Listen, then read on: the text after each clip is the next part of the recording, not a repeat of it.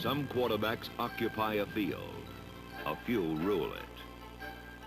Some quarterbacks hold the crowd. A few possess it.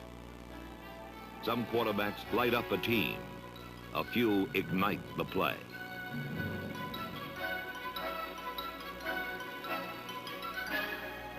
These combustible few blaze with the X factors of generalship, intensity, intelligence, authority. There is a royalty apart from the position. When these men take the field, their fellow players are as attentive as the fans. Few quarterbacks are of this royal breed. They are the young, the old, and the bold. This is their story, the story of the pro quarterback.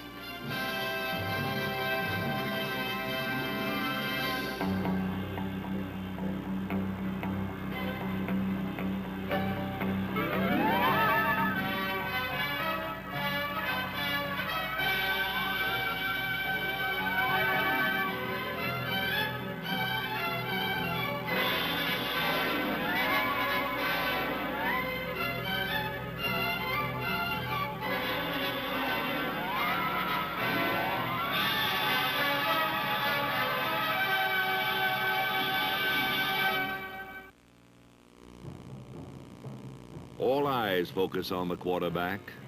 They are the conquistadors in hip pads and helmets, the commanders-in-chief of the offense, ringmasters of sport's most complex show, artists painting bold strokes over a 100-yard landscape, gamblers winning all or nothing on one toss of the ball. Be it 9 yards or 99 yards, the quarterback's creed is that who rules the air wins the victory. A team's destiny revolves around his ability to throw a football.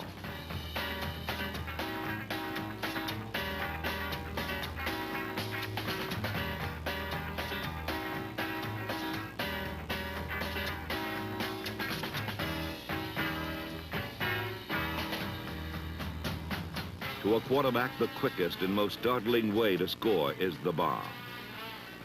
It is a flick of the wrist, a bullet whistling through autumn's air.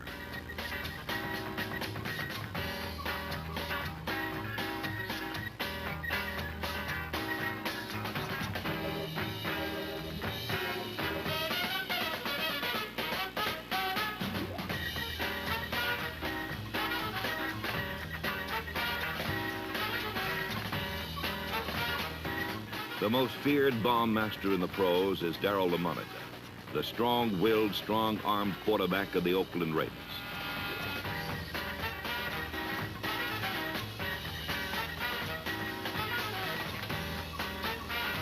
Lamonica's philosophy of massive overkill through the air has devoured defenses for the past 3 years. It's saturation bombing with touchdowns coming in clusters.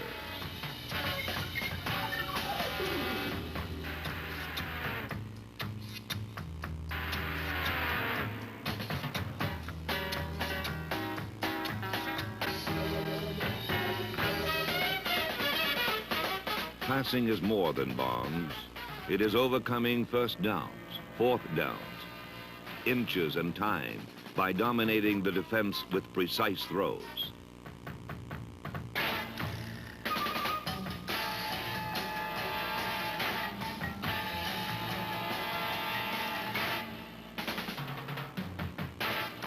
Precision requires the skillful alliance of the quarterback and his receivers.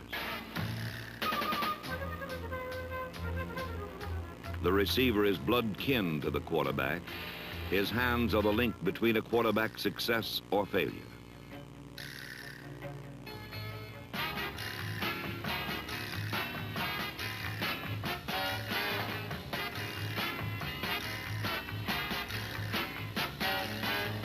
Football's generals grow bold with the receiver's courage. They depend on his concentration and desire, and thrive on his luck. Receivers must make possible the impossible.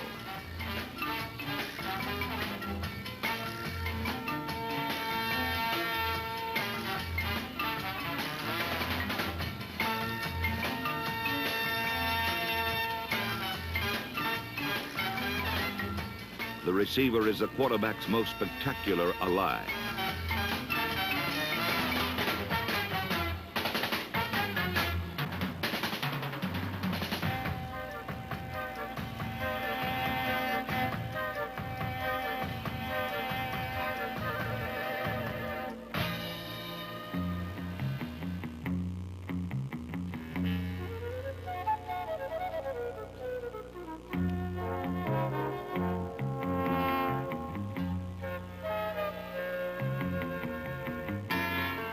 While the quarterback shares his successes with others, he is alone in his embarrassment.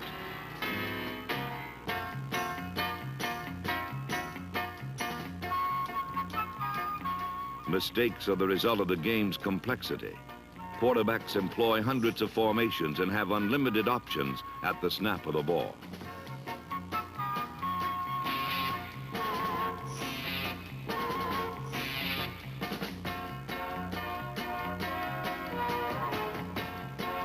Generalship requires a craftsman fluidly manipulating his offense.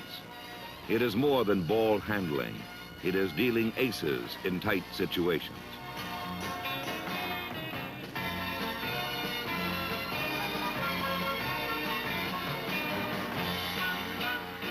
The master of the unorthodox delivery was number 10, Fran Tarkenton, a nimble charlatan who dealt the ball to anyone wearing the same colored uniform. Tarkenton turned his teammates into unlikely quarterbacks who made the incredible seem almost commonplace.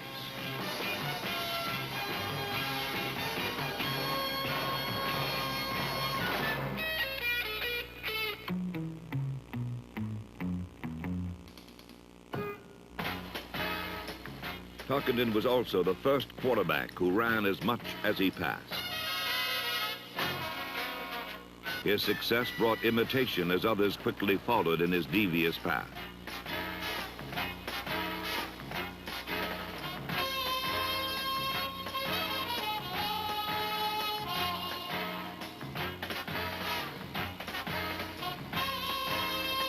The quarterback who runs must savor his small triumphs over the defense because he is a man running with a time bomb about to explode. Without protection, scramblers are flies to be swatted. Tumblers without a net, bugs to be squashed. Ink blotters for the defense. Sidelines are not sanctuaries. They are places of pain. There is no safety in the open field for the quarterback.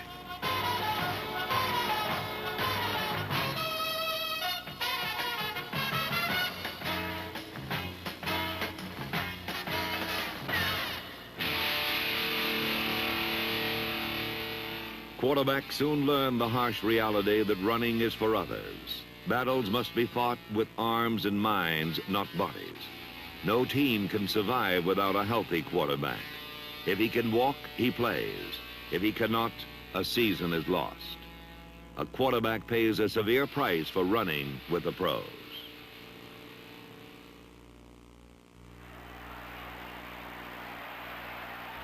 The premium quarterback is the veteran who has aged gracefully and grown in wisdom.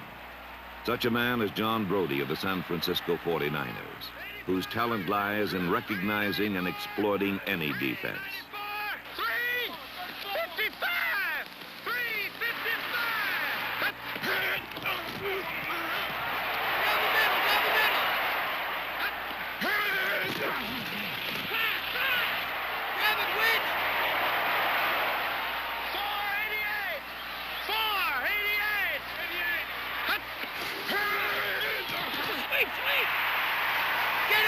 Get it!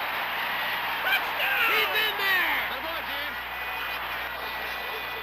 Like Brodie, all quarterbacks must detect the well-disguised seams in a defense and penetrate them.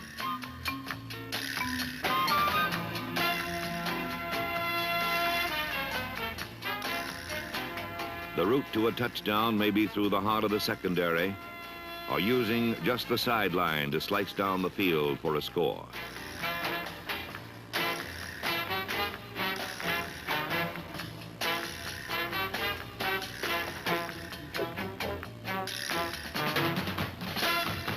Generalship is courage as much as it is splitting defenses.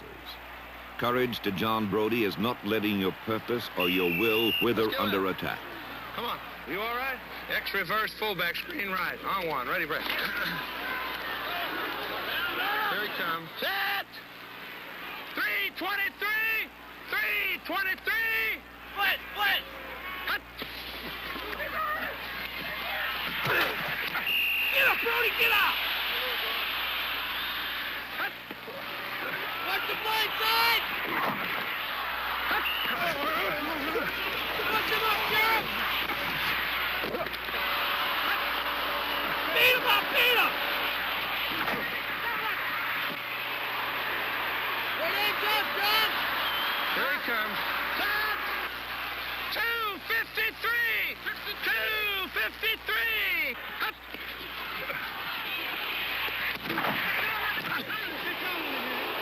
Ow! Sorry, John. Are we missing him, or is there a guy free? Well, who's free? Why, we got to pick. He came inside of me. We should have somebody to pick him up. Where have the blockers gone? They have fled from the hunters. The hunters are savage predators who have a singleness of purpose. Seek out the quarterback and tame him. Let's go, Ralph. Come on, turn around. Oh, way to go. Quarterbacks are sought out and punished in many ways. They are crushed by 260-pound tidal waves rolling over them. They are trapped under an avalanche of plastic and leather armor.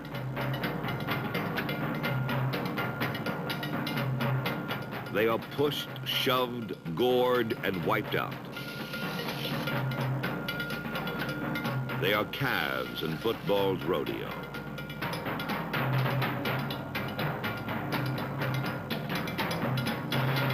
Quarterbacks are matadors, scarred with the wounds of too many bouts with men twice their size.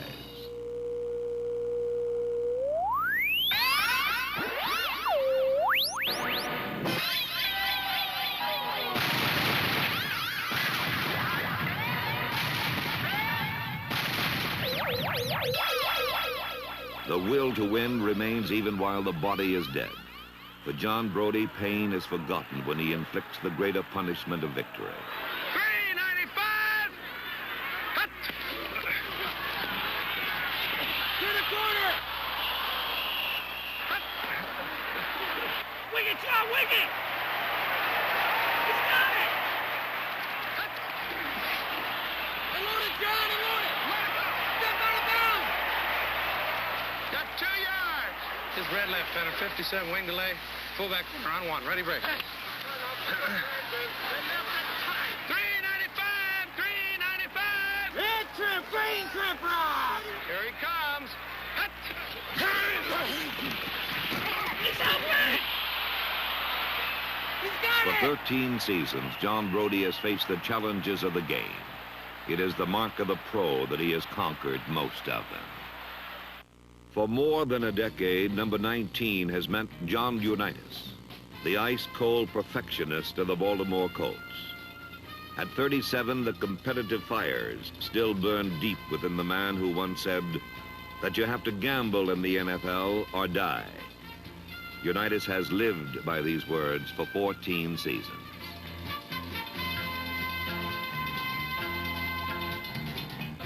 His flair is not in his personality, but in his performance. Unitas is a classicist in exploring defenses, then exploding them.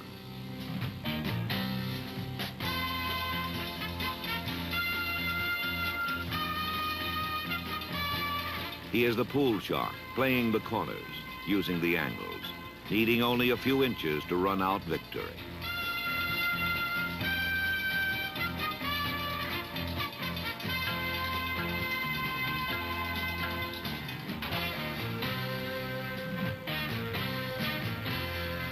At 37, Unitas is an old general in the twilight of a brilliant career. So is Bart Starr, the Green Bay Packers. At 36, Starr has known more success than any modern quarterback. His development as a winner can be traced to the influence of one man, Vince Lombardi. Like Frankenstein, Starr was Lombardi's monster, and he translated the master's plan into 5 NFL titles and 2 world championships.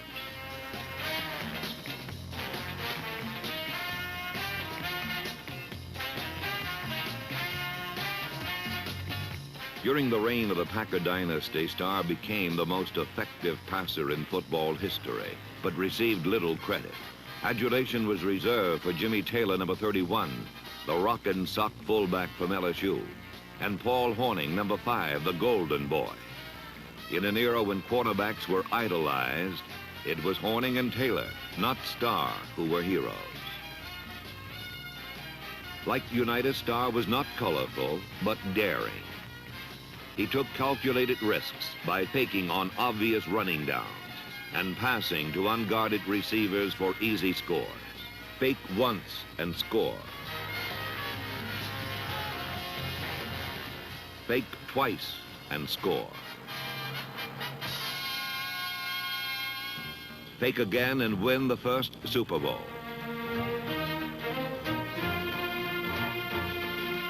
Bomb the Oakland Raiders and win the second Super Bowl.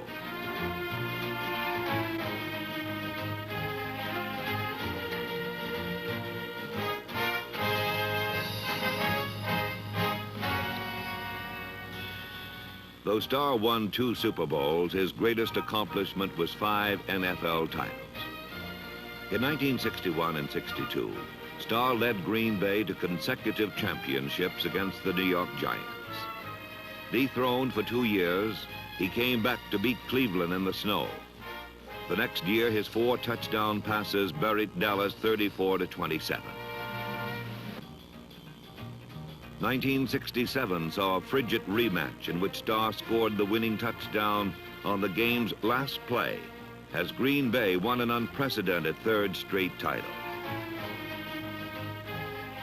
While Bart Starr and John Unitas dominate competition with their brains, Joe Namath and Sonny Jurgensen controlled the game with their arms.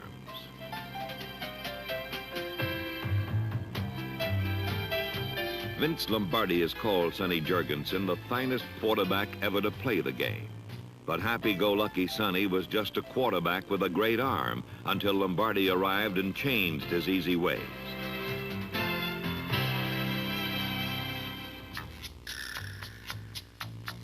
Head coach Weeb Ewbank, however, never outwardly affected Joe Namath. From his unconventional white shoes to his mod God hair, Namath stands alone in his flamboyance.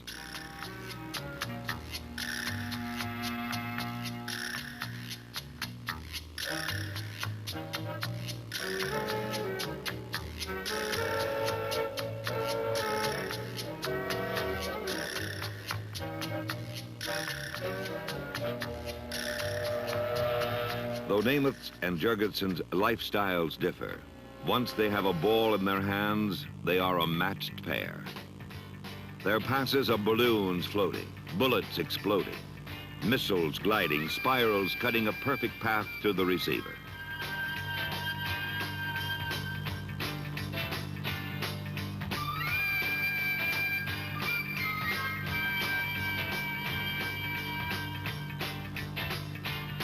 If Namath and Jurgensen's soft shots fail, their arms become blurs shooting rockets through the secondary.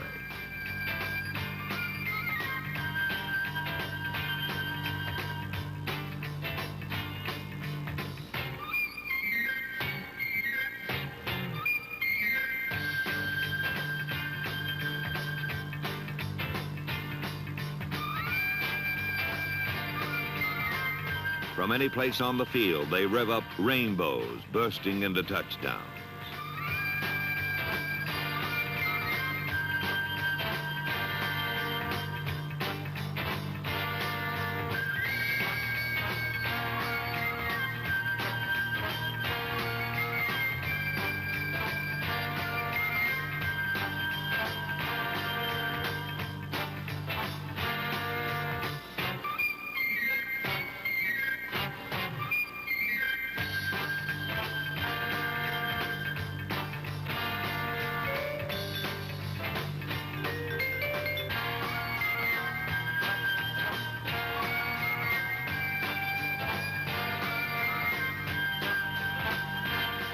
After the game, style is forgotten for charisma.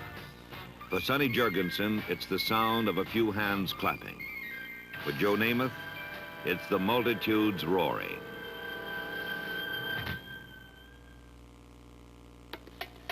Los Angeles, California is the home of pro football's physical quarterback, Roman Gabriel, the NFL's most valuable player in 1969. Gabriel came to the pros with the strength of a linebacker and the ability to throw a football 50 yards on a line. His bullet passes put points on the scoreboard and turned the Rams into contenders. Gabriel's delivery then and now was never classic. It was simply overpowering the ball to the receiver from any distance.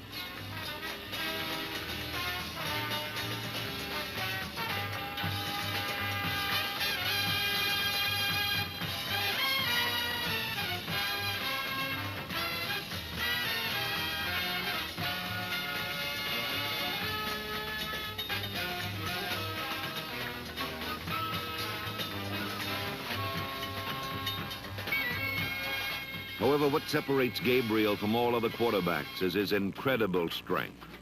At 6 feet 4 inches, 225 pounds, he stands in the pocket tall and strong, like a redwood, defying the defense to dislodge him.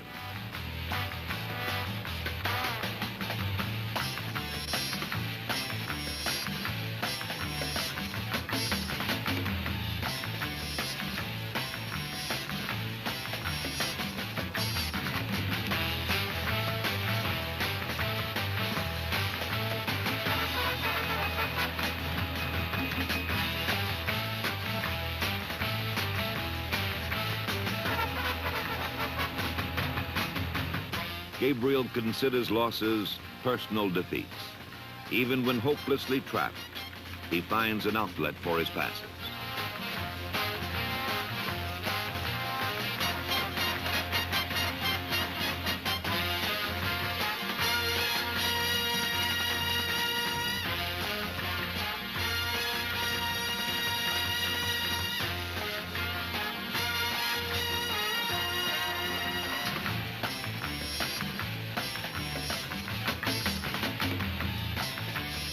Roman Gabriel is as tough and stubborn as his team symbol and relishes the physical challenge when he runs.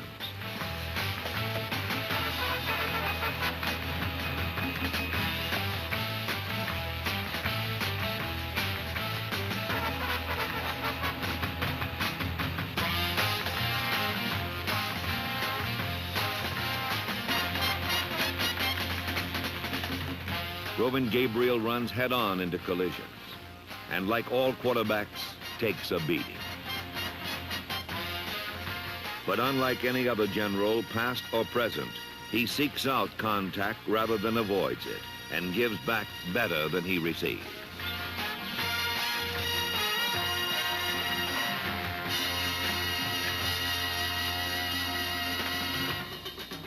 Like Gabriel, all quarterbacks' careers are a mixture of cheers, sadness, and despair. Quarterbacks must cherish success now before the game passes them by. For Roman Gabriel and all quarterbacks, the transition from young to bold to old comes fast. It's living a lifetime in a few short years.